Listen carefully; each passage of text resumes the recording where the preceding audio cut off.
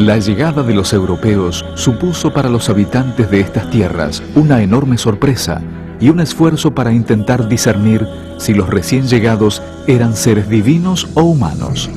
Muy pronto la duda cedió su lugar a la heroica resistencia ante la evidencia de las primeras masacres perpetradas por los invasores. Pero la diferente concepción de la guerra, la utilización de armas de fuego, el uso del caballo y las epidemias provocadas por las enfermedades traídas por los conquistadores y desconocidas por los indígenas, contribuyeron a que la victoria fuera para los recién llegados. Culturas extraordinarias fueron aniquiladas por la codicia y el afán de lucro en nombre de la cultura occidental y cristiana.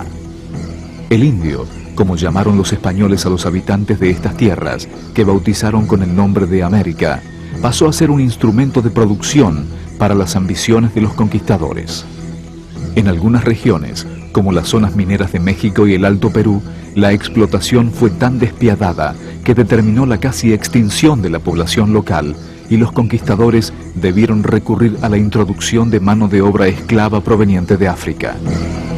Los africanos fueron inmigrantes involuntarios que realizaron valiosísimos aportes a la cultura americana. La mayor parte del actual territorio argentino había sido una zona marginal del Imperio Español. Estas tierras, a diferencia de las regiones de México o Perú, carecían de metales preciosos o productos de interés para la metrópoli y quedaron fuera de las rutas comerciales establecidas por el imperio para el comercio transatlántico. La actual Argentina pertenecía al Virreinato del Perú. Durante siglos, los intereses de los comerciantes de Lima determinaron la política española para estos territorios. Los intereses del comercio peruano y los del gobierno español se complementaban. La corona aplicaba su política mercantilista prohibiendo el tráfico de ultramar hacia Buenos Aires. La apertura de un puerto en Buenos Aires significaría un vuelco de todo el comercio del territorio hacia esta zona, en detrimento de los intereses limeños. Pero España había impuesto un rígido monopolio comercial que impedía a las distintas regiones comerciar entre sí o con otra potencia que no fuera el propio Imperio Español. Esta situación estrangulaba el desarrollo económico de esta región, incluida en el sistema colonial, pero marginada de los mercados por las distancias y las arbitrarias ordenanzas reales. Esto encarecía enormemente el costo de los productos, ya que la metrópoli actuaba como intermediaria entre los países productores, como Inglaterra y Francia, y los consumidores de estas regiones. Asimismo, los productores americanos no podían vender sus materias primas a los compradores europeos. Prohibirle a Buenos Aires comerciar directamente con Inglaterra, principal compradora y proveedora de la colonia, significaba robarle la casi totalidad de los beneficios producidos por el comercio internacional. Esta situación fue provocando el surgimiento de una rentable actividad económica ilegal que se irá transformando prácticamente en la base de la economía rioplatense, el contrabando. En 1680, los portugueses fundaron frente a Buenos Aires el puerto de Colonia del Sacramento, que se transformará en una base privilegiada del comercio ilegal. Impulsado por portugueses e ingleses, el contrabando será un grave problema para la corona española. El rey Carlos III de España estaba decidido a optimizar la administración de las colonias y a centralizar el poder. En este contexto, se produjo en 1767 la expulsión de los jesuitas ante la preocupación por la autonomía que habían adquirido los territorios administrados por la Compañía de Jesús. En nuestro territorio, las misiones jesuíticas se instalaron en la región mesopotámica, habitada por los guaraníes. Se produjo un proceso de transculturación en el cual los guaraníes fueron perdiendo su identidad cultural y se vieron obligados a asimilar la cultura y la religión impuesta por los jesuitas.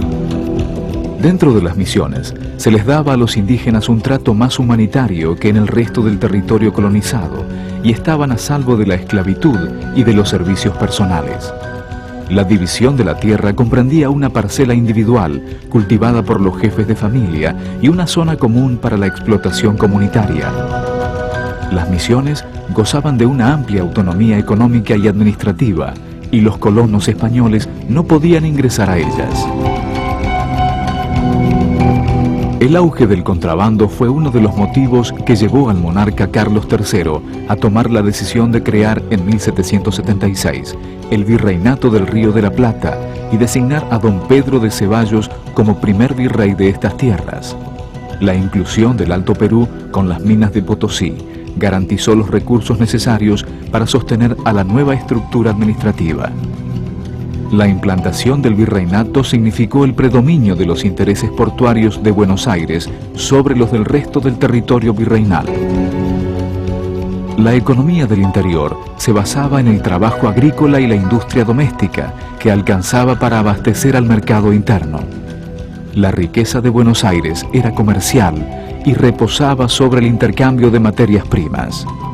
En la pampa interminable, las vacas y caballos dejados por Pedro de Mendoza se habían multiplicado por miles y constituían por sí mismos la verdadera riqueza de estas tierras. La actividad económica casi exclusiva fue la ganadería, con su escasísima demanda de mano de obra e inversión. Bastaban un capataz y 10 peones para cuidar 10.000 cabezas de ganado vacuno.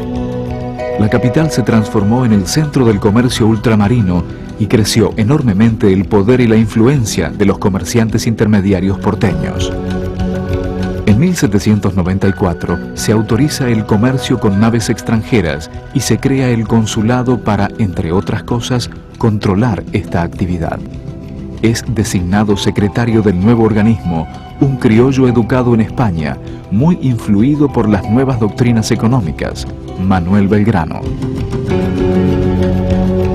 También serán órgano de difusión de las nuevas ideas, los periódicos que comienzan a circular en Buenos Aires.